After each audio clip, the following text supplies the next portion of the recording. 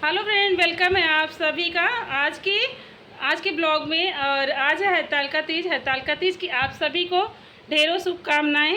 पार्वती मैया और भोले बाबा की कृपा हम सभी बहनों पे ऐसे ही बनी रहे और सभी सुहागन रहें। तो आज का ब्लॉग बहुत है अध्यात्म से जुड़ा है, तो आप लोग ज़रूर देखिएगा, पूरा देखिएगा। और बहुत ही अच्छा ब्लॉग मैंने बनाया है आप सबके लिए। बहुत ही प्यारी सी स्टोरी भोले बाबा की बताई है मैंने, पार्वती मैया भोले बाबा की।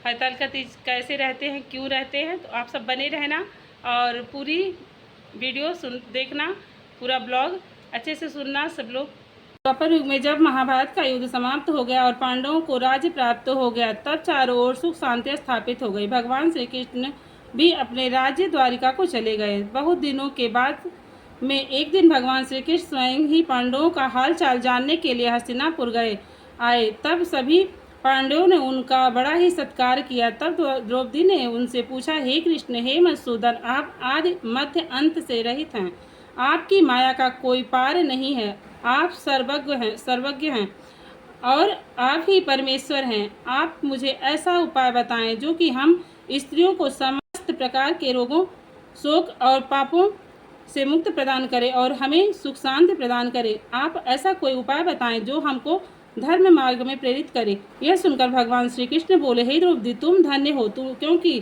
तुमने केवल अपने लिए ही नहीं बल्कि समस्त स्त्री जाति के हित के लिए प्रश्न किया है। अब मैं तुम्हें ऐसा ही उपाय बताता हूँ। यह उपाय का नाम है हरतालिका तीज का व्रत। भगवान श्री कृष्ण ने आगे कहा, हे द्रौपदी, इस हरतालिका तीज के व्रत के अंतर्गत भगवान शंकर और माता पार्वती की पूजा की जाती है। भगवान शंकर अजर अमर हैं और महान योगी हैं। वह सहज में ही प्रसन्न होने वाले और भोलेनाथ हैं।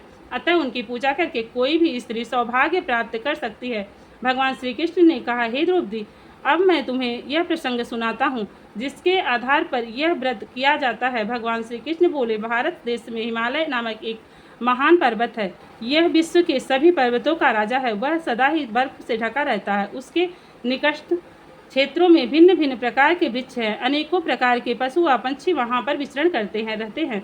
देवता गंधर्व आदि सदैव ही वहाँ घूमते रहते हैं।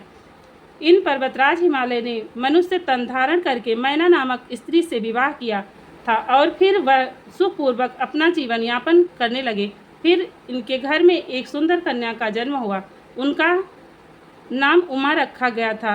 पर्वतराज हिमालय की पुत्री होने के कारण उनको पार्वती भी कहा जाता था। एक बार पर्वतराज हिमालय अपने महल में विश्राम कर रहे थे कि नारद मुनि उनसे मिलने के लिए आए। तब हिमालय ने उनका बहुत ही आदर किया और उनको उत्तम आसन प्रदान किया। फिर हिमालय ने अपनी पुत्री को वहां बुलाया और फिर उन्होंने नारद जी से कहा, हे मुनिवर, आप तो त्रिकालज्ञ, तीनों कालों को जानने वाले हैं, कृपया करके इस कन्या का भविष्य मुझे बताएं। यह सुनकर नारद मुनि ने कहा, आपकी कन्या सुलक्षणा है और सभी प्रकार के उत्तम गुणों से युक्त है, लेकिन इसका विवाह किसी परिवार विहीन, सुखों से उदासीन, तपस्वी और योगी व्यक्ति के साथ ही होगा।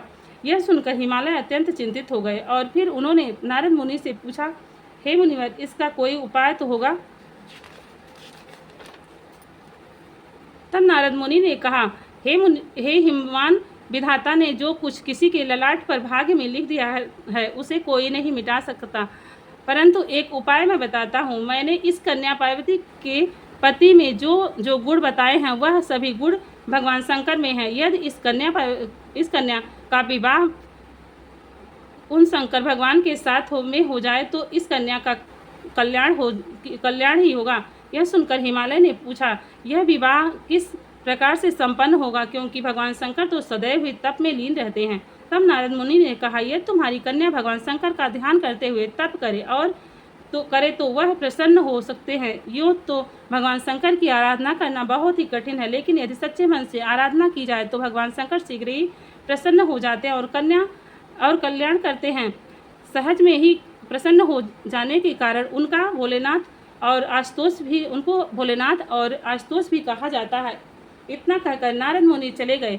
समस्त प्रसंग को जानकर पार्वती वन में जाकर तप करने लगी। इस प्रकार से उन्होंने कई वर्षों तक अत्यंत कठोर तप किया। उधर ब्रह्मा जी तथा ऋषि मुनि ने भगवान शंकर के समक्ष जाकर उनसे प्रार्थना की कि हे मुनि, पार्वती ने आपको प्राप्त करने के लिए अपार तप किया है। अब आप उनको अंगीकार कीजिए। तब भगवान शंकर ने कहा, तथास्तु, ऐसा ही होगा। अब उचित समय आ गया और मैं शीघ्र ही पार्वती से विवाह करूंगा। यह सुनकर ब्रह्मा जी तथा ऋषि मुनि प्रसन्नता प्रकट करने लगे और भगवान शंकर की जय जयकार करते हुए भगवान अपने अपने स्थान पर चले गए। उधर पार्वती का कठोर तप निरंतर जारी था। फिर उस दिन भाद्रपद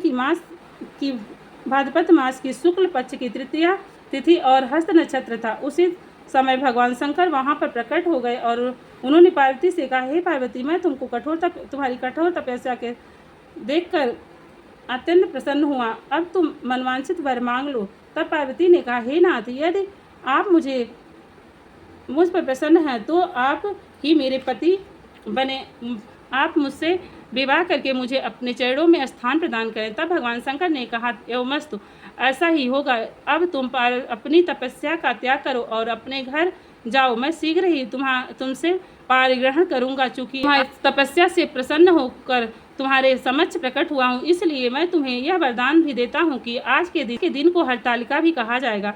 जो भी स्त्री प्रत्येक वर्ष आज ही के दिन भाद्रपद मास के शुक्ल पक्ष की तृतीया तिथि को तुम्हारी पूजा करेगी और इस कथा को कहेगी और सुनेगी, वह अखंड सौभाग्य प्राप्त करेगी और सभी प्रकार के रोग शोक से मुक्ति पाकर प्राप्त करके सुख पूर्वक जीवन यापन करके अंत में शिवलोक को प्राप्त करेगी। भगवान शंकर के इस वचन को सुनकर पार्वती अत्यंत प्रसन्न हुई। फिर वह भगवान शंकर को प्रणाम करके अपने घर को वापस आ गई। बाद में ब्रह्मा जी ने सप्त ऋषियों को हिमालय के घर भेजा। हिमालय ने उनका उचित आदर किया। फिर उन्होंने शुभ दिन का निर्धारण करके शीघ्र ही विवाह संपन्न कराने का निश्चय किया। उन सप्त ऋषियों ने वापस ब्रह्मा जी के समक्ष जाकर सारा हाल कहा। फिर विवाह की तैयारियां की जाने लगी। फिर निर्धारित तिथि पर भगवान शंकर अपनी बारात के साथ में चले। उनकी बारात में ब्रह्मा जी, विष्णु जी, समस्त सुरगण, शिव जी के गण इत्यादि गए।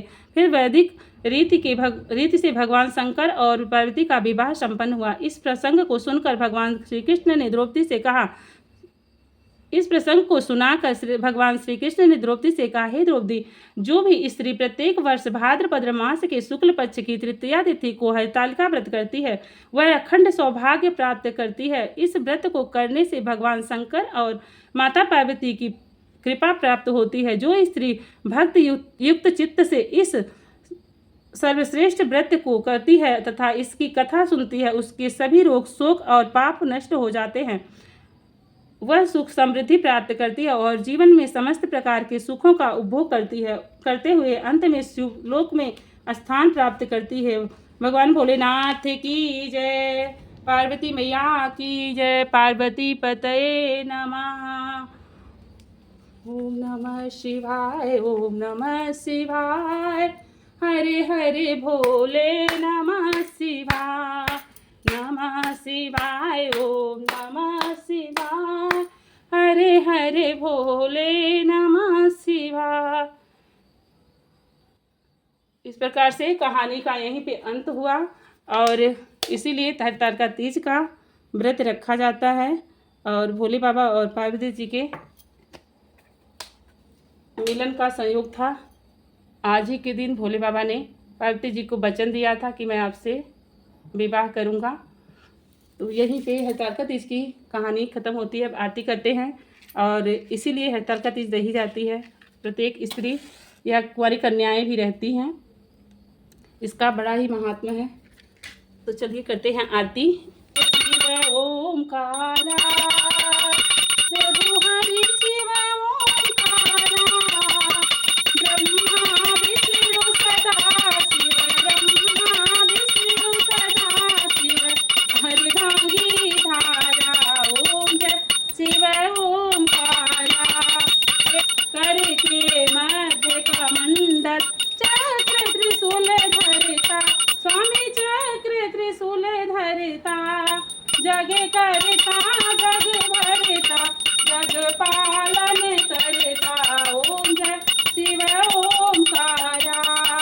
ब्रह्मा विष्णु सदा शिव, जानत अविवेका, स्वामी जानत अविवेका, प्रणवाक्षर में ओभित ये तीनों एका, ओम जय शिव ओमकारा।